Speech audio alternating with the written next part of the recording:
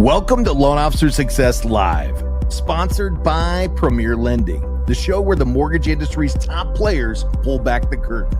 Your host, Devin Dubuc, sits down with industry leaders, top producers, and game-changing mortgage tech innovators, all sharing their unfiltered strategies, bold ideas, and proven secrets for success. Get ready to take notes, think bigger, and play to win, because this is Loan Officer Success Live. Let's go, man. We've got talk about thinking bigger. Shawn Kaplan in the house. What's going on, my man? What's up, Devin? How are you doing?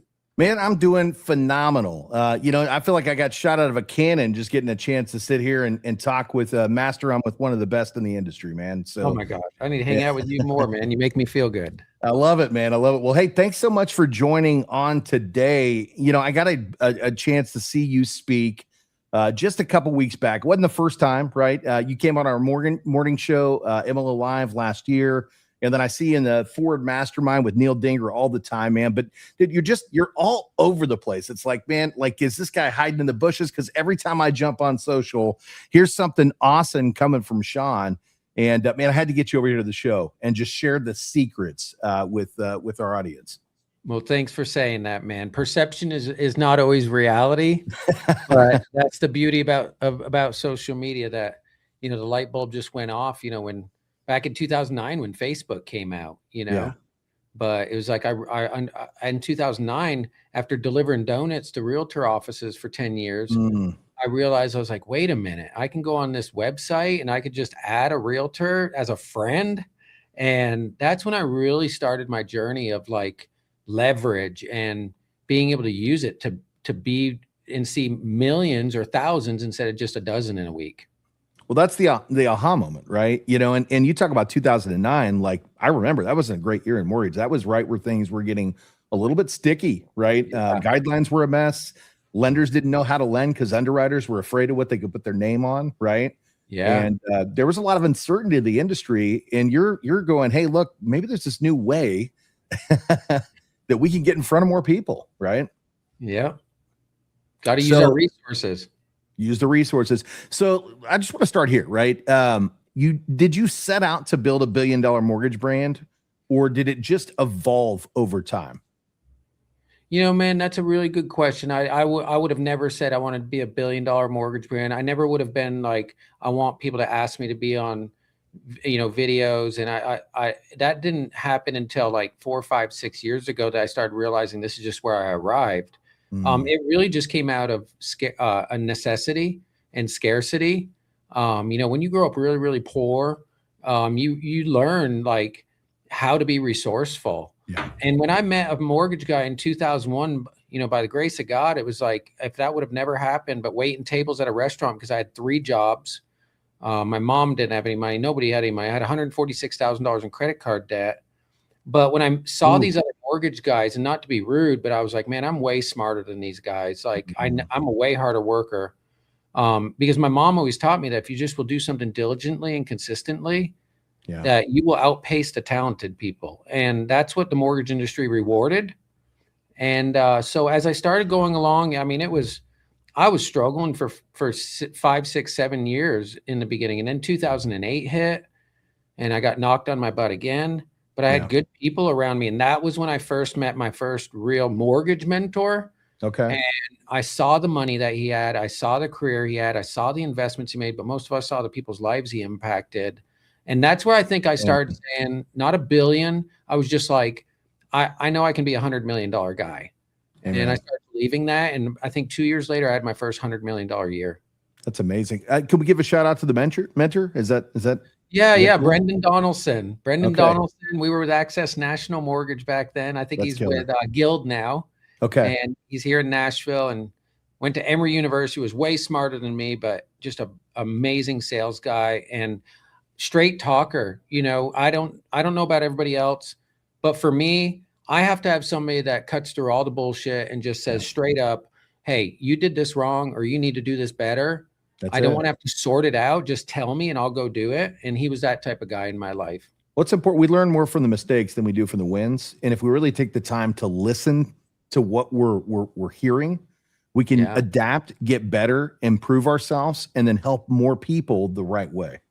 Absolutely. I was just telling someone on Saturday, I said, hey, there's nothing wrong with you. Like, you're not weird. Like, you're not discarded. I was like, we all, every single person, all 8 billion of us have some issues that we need to work on. And the difference is those of us that will accept that and work on it versus the others who will not, or become a victim and go the other way. I love that, man. I love that you use the word victim, because so many people victimize themselves, right? And I think at the end of the day, if you learn how to talk to yourself with powerful words and have confidence inside of yourself, and even if you were victimized, if you can turn that into a strategy and a win, right? You're going to come out stronger. And I know after hearing you speak, that's a big part of how you became who you are, right? Was you were victimized and you had to turn that adversity into a win. Yep. Thank God for my mom. She would never let me be a victim.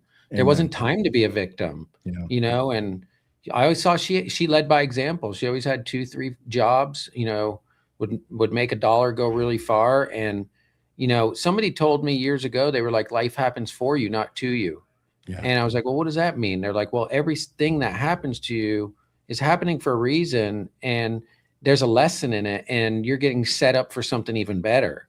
And when I started just thinking that way, I mean, I've had tragic things happen. I bought a brand new sports car at the end of the year last year, and I wrecked it 47 minutes into owning it. Ouch. I said, well, Lord, I said, this is happening for me, not to me. So what's the lesson here? You know, and it just helps me in life so much more. It does. It does. Well, you know, let's dive into some of the topics that people came here for. So when people see your social media today, they see this polished consistency. But what did that look like in the beginning, right? We go back to 2009, Facebook's a thing, and you're going, I'm going to give it a shot, right? Was it polished and consistent? Well, first I couldn't get onto Facebook, but my wife was still on it because she was in college. And I was like, well, I guess I'm going to have to lie and say I'm in college to get access. So That's be right. resourceful. That's number one. Use your darn resources. And the second thing was, no, it was a messy 10-year journey. So I started with Facebook. I started adding every single realtor in town, which was a mistake. The second thing I did, this is before the algorithm was like really big. So if you added 10 realtors, you'd see 10 realtors in front of your feed every day. Okay. Okay. But I started spamming them. I got this product. I got this rate. Every post. You didn't have stories then. Yeah. And so what happened, Devin, was right out of the gate, I turned a lot of people off because they were like, hey, okay, well, that's great, Shawn. I know 5 lenders, but I don't know anything about you.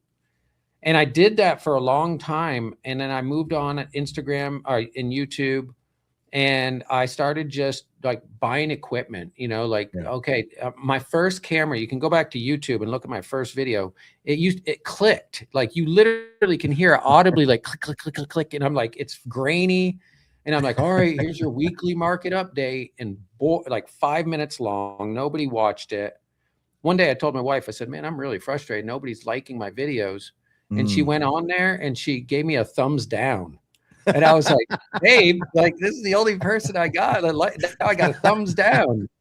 And so all kidding aside, I thought it was about leveling up my videos, right? So then I mustered up some money and I hired a guy for like $1,000 and said, can I record a few videos?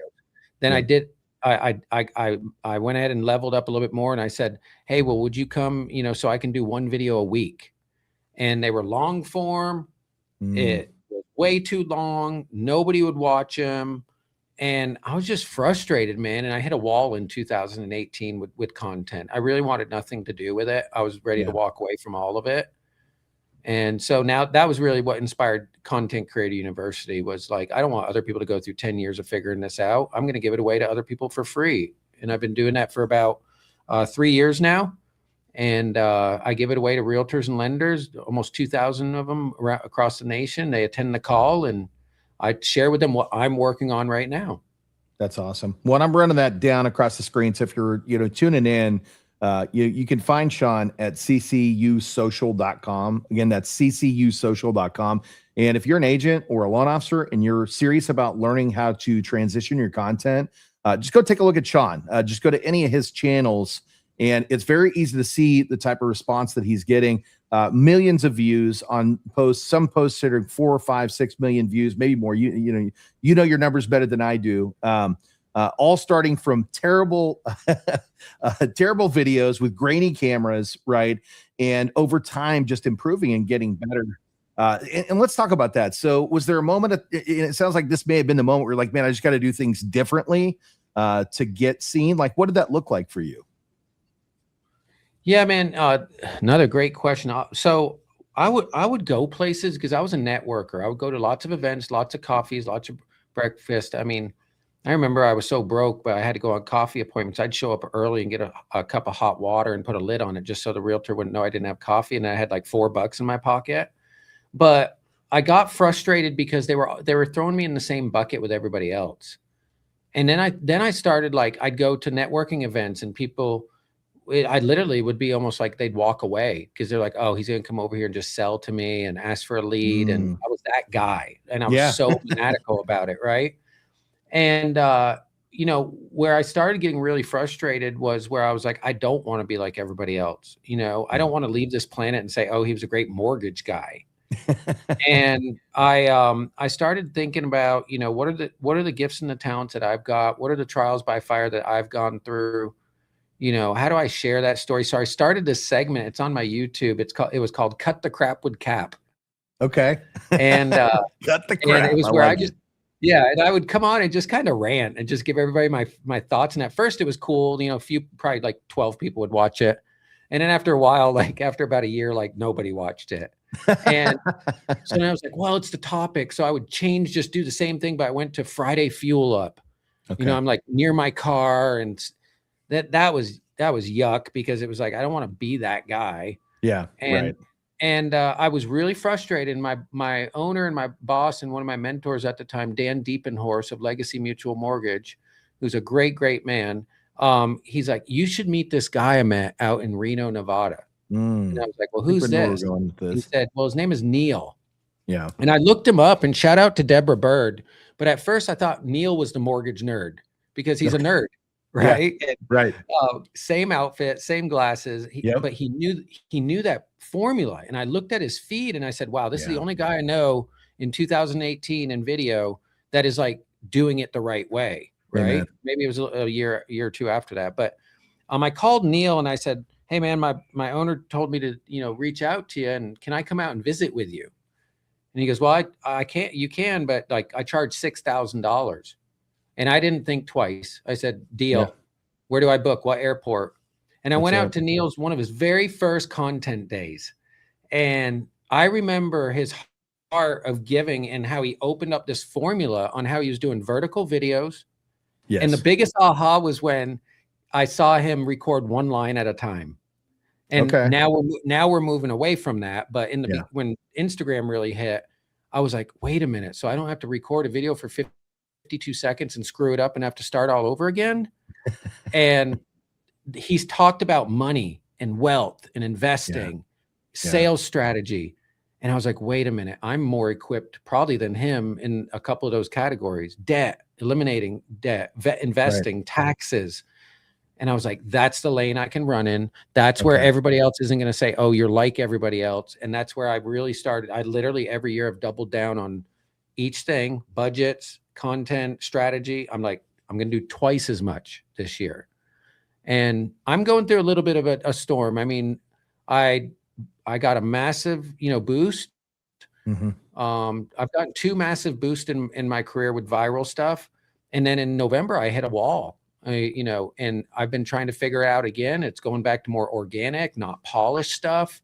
Yeah. And I literally was just telling my video guy, I said, you know, we need to do some ideation because I'm not doing more talking head videos. You won't see much of that from me moving forward. There might be one a week now. Right. Right. As we're doing a talking head video. So I suckered you in. No, this is different. I'm talking about the perfect lighting, the perfect outfit, you know, talking in a cadence that people are like, use Chat GPT, right? Yeah. Yeah. And, you know, so there's some things I'm going to experiment with, but man, I'm always trying new things. And I think that's what I want to encourage people to do. Yeah. Yeah. Go more the raw side. We're in that, like Neil says all the time, we're in a trust recession. You know, people don't trust who they're talking to because we've given them great reason not to trust us. Right. Right.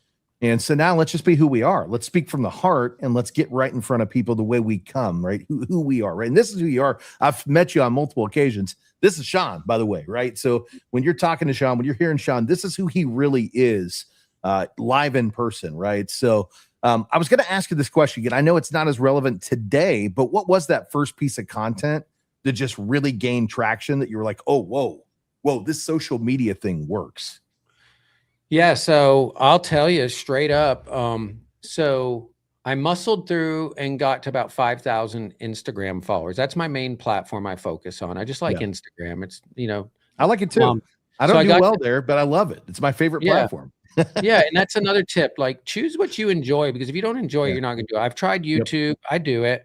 I've tried TikTok. It's just not where I want to put my stuff out. It's not my audiences. Like, and I know my lane, and I've always been told by really high level people that the more that you can niche that down. Yeah. And so, I got about 5,000 followers, and then I met a guy, and I was like, all right, well, you're talking about buying followers. And over, he built trust with me. And I kick myself in the butt to this day, but he's like, no, you're not buying followers. They're Discord groups or something. Right. Right. And I was like, okay, well, fine. I'll try it out. And so I immediately went to 30,000 followers. And the next day I said, whoa, time out. Yeah. It's all like a bunch of 18-year-olds in, bathing suits in Brazil. And I'm like, this isn't who I want to talk to. No. And I felt like a fraud. And I was like, I even asked Neil and other people, and I was like, and of course they all were like, start over. And I always like to do the opposite of what everybody else does. I've just always been that way, and I found success in it. And I said, you know what? I'm not going to do that. I'm going to be a man of integrity, and I'm going to go ahead and use this as a part of my story, and I'm going to plow through this thing. And so I cut that, and my first boost took me to 76,000. And it was a video that's on my reels. It was just a view off my porch when I came off my bedroom porch, and the sun was hitting the fog, and it was lights out. And people were just sharing it and talking about moving to Tennessee. And, I might have unpinned it for some other videos now, but it got 7.5 million views. And I went to 76,000 followers. Account died. And I was like, Neil, what's up? Like, I got all these followers. It was great. Is it those old bad followers? So if you've bought followers, I want to encourage you to not start new. He said, no. And this was a valuable piece of advice. He said, you don't want to go viral. And I said, well, why don't I want to go viral? I thought that was the thing. He goes, which post did you just pick up all those followers? And I said, well, the one with the view, the aesthetic, the farmhouse. And he goes, who likes that? And I was like, well, mostly females that want to build on a farmhouse, live the life, right? And he goes, yeah. And so the next day you're blasting them with, hey, tax benefits of being self-employed. And they're like, unfollow. Got it. And I was like, oh my gosh. So I don't want to go viral. I only want to go viral with the right stuff. Right. Got it. That's brilliant. So that was the first one. And that's where I, really continued to learn. I was stuck at 76,000, 80,000. I didn't break 100,000 until probably like 2 years ago. So it was a 12 to 13 year journey. Wow. Well, you just covered it, but it's funny because I'm looking at my set list of questions and you're like answering them right before I even ask them, which is we're right in sync, man. But what do most law officers misunderstand about social media? Because I think that's where we're on to right now. What is it that they're misunderstanding? Two things. Number one, we create content that we want to share instead of creating content that will help other people. So I look at my feed and I say, what am I paying attention to? What is getting me excited? What gets me to click the button? But I still do it. Like, it's that ugly little thing that pops up where we want to say, I want to show people what I'm doing. I want to show people what I have, right? Or I want to show them my success. But that's not right. We have to focus on not what I want, but what the viewer wants. And ask yourself, how does it help them? If you ask yourself, how does this help them? Then you'll do all right. Right. Okay. And, the other thing that the second one, and everybody says it, but it's so much easier said than done, is you have to be consistent and you have to post content regularly. And I think it goes with number one, because we look at it and we're like, well, I only got 300 views on it. Right.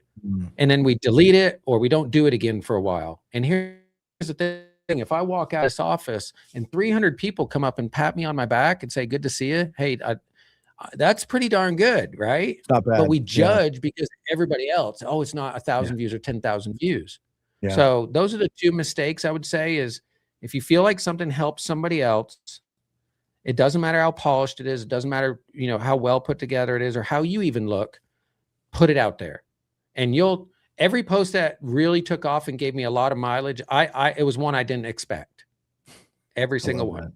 I love that. What does consistency mean to you? Because that could be something different to a lot of people, right? So when you say you have to be consistent with it, what does that look like? And I know they can't all be held to where you're at because you're way further on your journey than other people, right? But if you're just getting started and you're trying to figure out how to find that groove, where do you start? What does that consistency look like? I'd cut everything out, whatever they're doing right now. And I'd say you have to do 3 to 5 stories a day.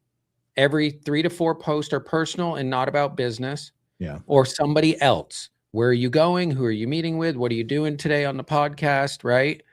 And 1 reel a week, just one. And it can be a text overlay. It can be a talking head. It can be a carousel, like whatever it is, but in your feed at least once a week. And so I committed to Fridays, every Friday morning, because I knew the traction on the weekends was a lot better. And so every Friday morning I had an hour blocked out and I would record my own video and I'd post my own video. Started doing that probably for 6 months to a year. And I said, you know what? I'm going to do two a week.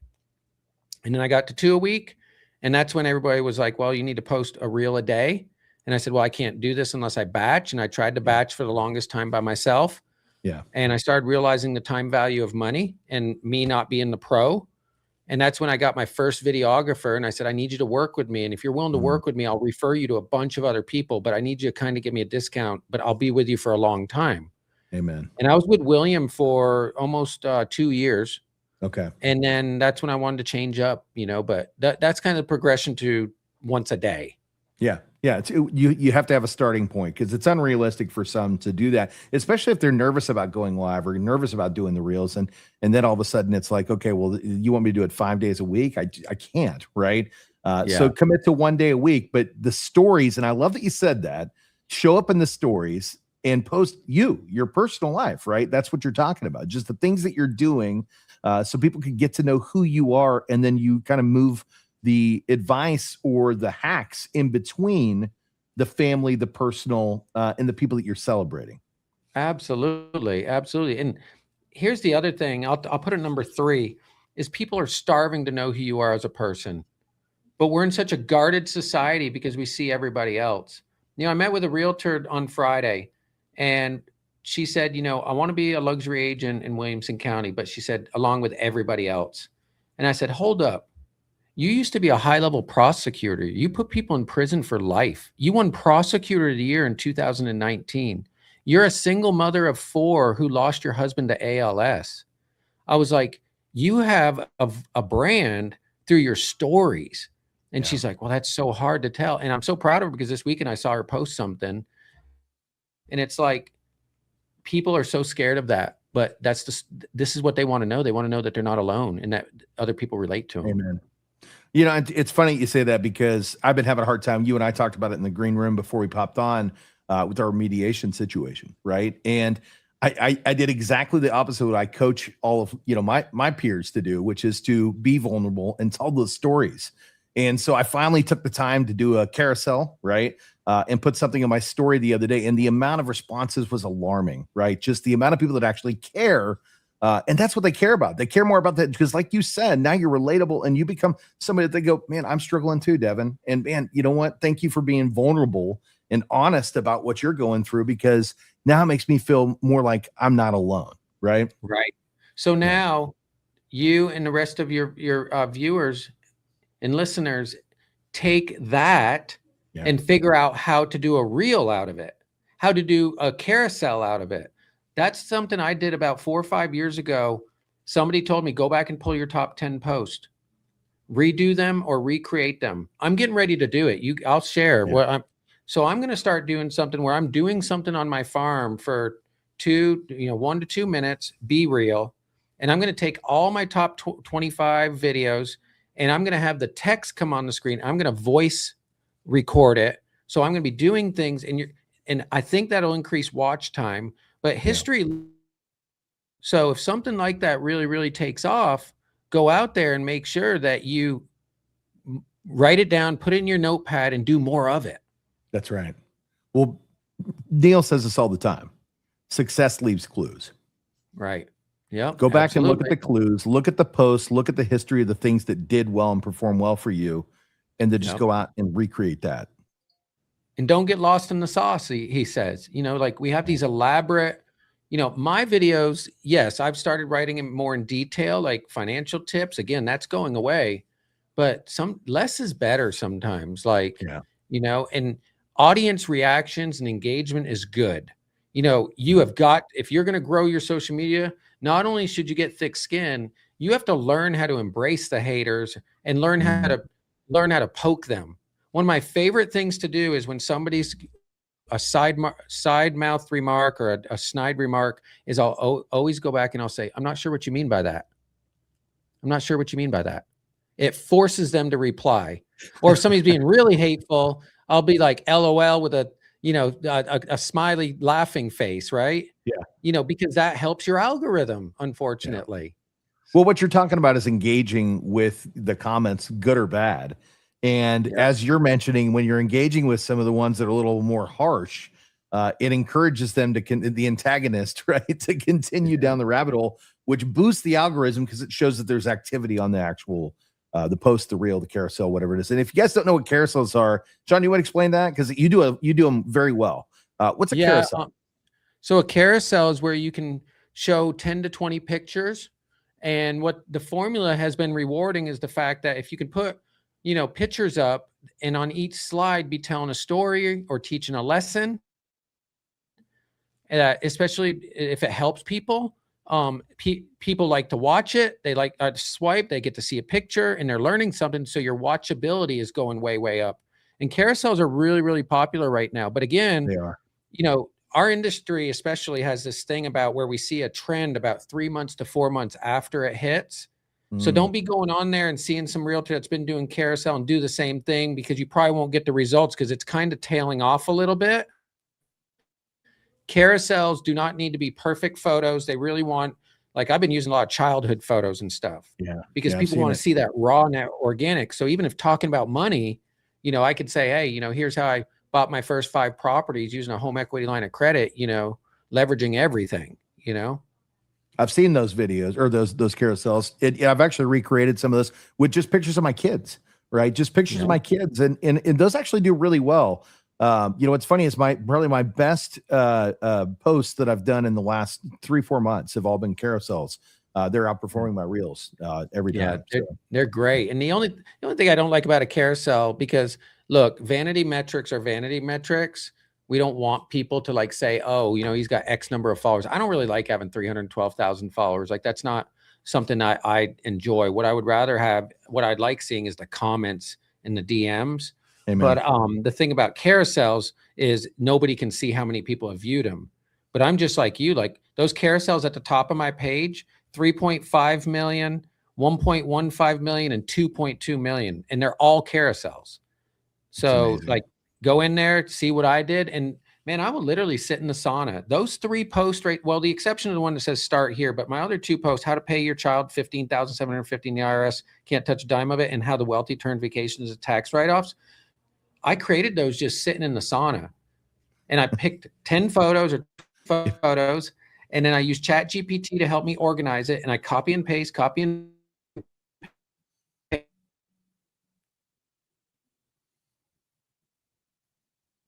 I also like those posts because there's giving these tips to people and telling them without even charging them. And the amount of people that want to tell you you're wrong it's mind-boggling, right? So be prepared for that. People are gonna, I've had people call me a scam artist. You're writing off your vacations to the IRS. I've had people say they're going to report me. It's like, whatever, dude. Like, I know my intention, I know my heart, and it's to help you. Amen. Well, it's funny you say that. I was going to ask you, hold on, let's see if we can find it. What's more important to you, the education, the consistency, or the personality? Definitely personality. Your personal brand is the most important thing you can have. I didn't have a personal brand until about 4 years ago. Your personal brand, if everything goes away, will keep paying you. I shared with you, like I didn't make a lot of money off my brand, and I just started 4 or 5 years ago. You are the brand, first of all. Like Kaplan, that's that's all just ancillary. You are the brand. People knowing you and hearing that story over and over and over.